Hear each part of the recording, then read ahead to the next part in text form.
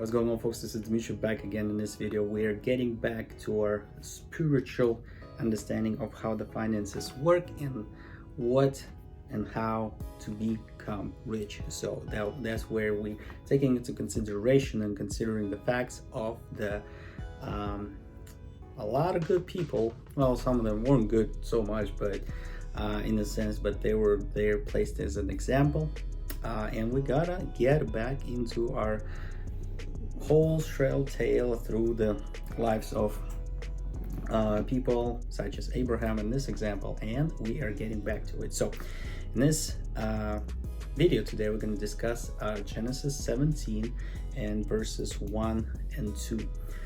There's a good amount of passage there actually from verse 1 to 9, but we're going to keep it a little bit short because that is a tremendous scripture and there's a lot needs to be taken from it. So I'm just looking at it and I was like, you know what, I'm not gonna write it down, I'm just gonna read it from there. So, and yeah, if you guys wanna get along with me on that one, so there's gonna be, like I said, Genesis 17 1 and 2, verses 1 and 2, and it reads like that. So when Abram was 99 years old, the Lord appeared to Abraham and said to him, I am Almighty God, walk before me and be blameless, and I will make my covenant between me and you, and will multiply you exceedingly. Oh man, and there is so much stuff there, right? Impactful, and just in those two verses, two sentences to be honest. So well, the first sentence, right, we're just gonna get straight to it, and then you know what, because not to wiggle around or anything like that. So well, first of all, Abram was 99 years old, right? So that's a very, very good age in the sense, just getting started, I guess.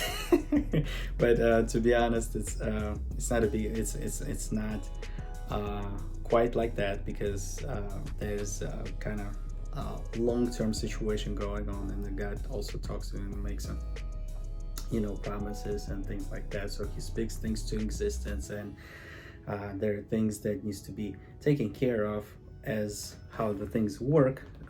That's how they pretty much he sets that up as well in this passage of scripture. So right, so well, first of all, we see that Abram was 99 years old. So, and when you know people and see that, you know, when God tells you, hey, you know what, even though you like 20 years old, 20, 25, 30, 45, whatever. So this guy was sitting there like 99 years old, and then the Lord appears to him and says, you know what, bro, walk before me, do blameless stuff, and you're gonna be okay. You're gonna be very much okay, because I'm gonna multiply you if you do good. Oh man, there's so much in there. So, but in any case, don't be discouraged in the case where, you know what, hey, I'm so-and-so years old, hey, that doesn't talk to me. So, well, that's completely not the case, because if you're sheep, you're gonna hear his voice. So that's one thing.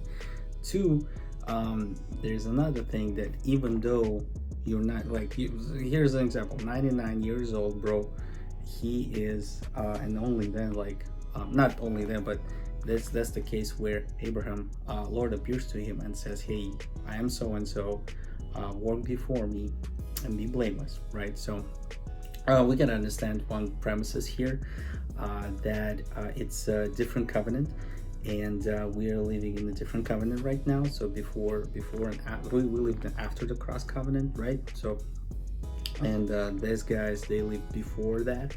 So that's why there's some of the things that would be different. So, and in this specific case here, we see that the God says, hey, do according to, do blameless stuff, you know, do walk right before me, and I will make your path straight, right? Actually, you know what, I will make my covenant between me and thee, and you will multiply you exceedingly. So, right, we can see also here that he straight goes and deals with Abram through the covenant, right? So there's a covenant with Abraham that if you walk with me, like in front of me or before me, blameless, then you will get certain things. So if you do this, you get this. If you do this, you get this. But like I said, I cannot stress it enough that this is a different covenant, and even though you walk like that before, if you're not Christ, if you're not of Christ, if you're not saved, you won't be in that situation there, right? So before, like the covenant that we are talking about right now, which is after the cross. But before the cross, that was the covenant. And if you do good, you get good. If you don't do good, you don't get good, right? So you get bad, right? So basically, so to speak. So and that was the case, so that was definitely the case there.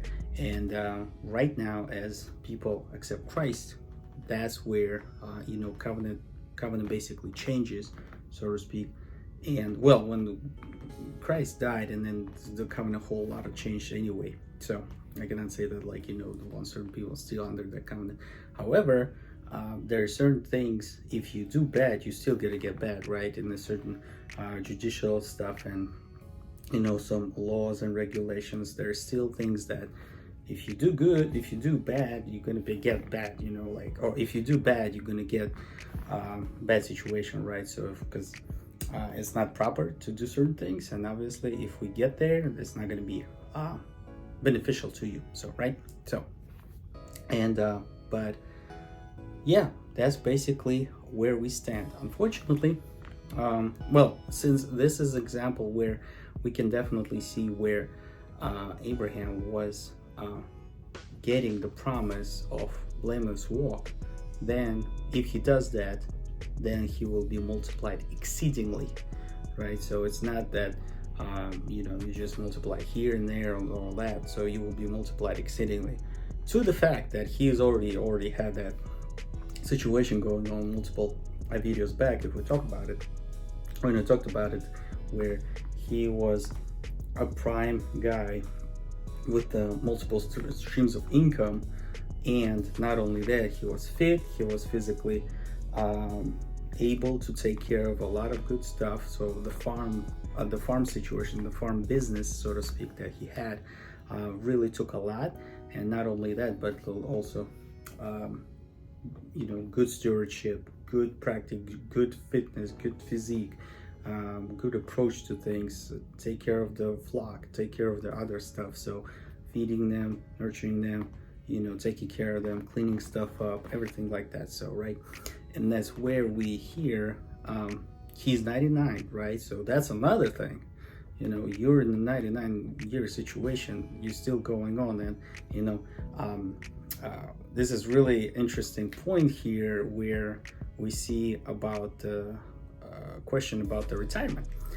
It was really interesting to me to understand, where Abraham doesn't really get a retirement part. And that was really interesting to me, where there was no talk about retirement. Obviously, it's a different culture, different situation there, but still in this case, he's still 99 years old. He runs really really hard, to be honest, because his physique and all that. So with what we discussed in the previous videos, here it's still the case, is he still runs through it, and he still goes strong, right? So, and now he still gets this promise, even though he's 99 years old, right, of age. Obviously there's a little bit difference there, but nonetheless, in case of aging and stuff, it will be a later discussed. But here we can see that is definitely the case, where he needed to be fit, and his fitness, also not fitness, but not only fitness, but the other things as well, but primarily situation with God, as he walked through and he walked with him. That's where he was able to tap into the situation where he was being able to get blessed and things like that. However, like I said, it's very, very, very important to understand that Abraham was in a different covenant. Right now, our covenant is not of works, but of faith and grace, right? So of grace and faith, right? So getting grace by faith, through faith, being saved by grace, right? So if that's been not provided, if the grace not provided, faith, you cannot make it. You cannot make it up, basically. If like if a person basically already married, and there's not going to be a situation where you basically prayed enough and make it happen, so to speak, right? But there are situations where you can definitely make things happen, but realize what's been provided, had a faith for it, and that's going to be manifested, right? So that's where we at. So being rich, getting rich, understanding richness, understanding the spiritual part that is not only about you, but it's about other people and blessing other people. That's where it gets really interesting, right? So, and that's what I wanted to share with you, that you need to understand that, not that, like, of works. Obviously there's going to be people judging us around us, is going to be judging by our works, by our deeds and things like that, but understanding the things behind it and things that drives us to do that. Like, you want to bless people, you want to get and understand and give them to the community and things like that. So that's the driving part, and that's what I wanted to leave you all with that. So, because there's a lot of things that can be said, and to put it into a 10-minute segment, it's really hard. So so nonetheless, so I hope you guys enjoyed this video. So like, subscribe down below. But that's what I want to share with you, that Abraham, even though he was living in the old covenant, there was still blessing, there was still good stuff, and even without it, he still was exceeding, multiplying, and a lot of good stuff were happening. So he was basically a seed of a good big nation of Israel, right? So as I go backwards and we're going forward and all that, but just suffice to say that not only in that covenant, but also in this covenant, we still have that understanding that doing good is not a bad thing, and doing bad is not a good is not a good thing. It's what it is. Good is good, bad is bad, right? So don't mix those two, which is kind of interesting to say nowadays. So, but nonetheless, thank you guys for watching. So I hope you guys enjoyed this video. Like and subscribe down below. My name is Dmitry, and I'll leave you with it. So see you guys next time. Bye bye.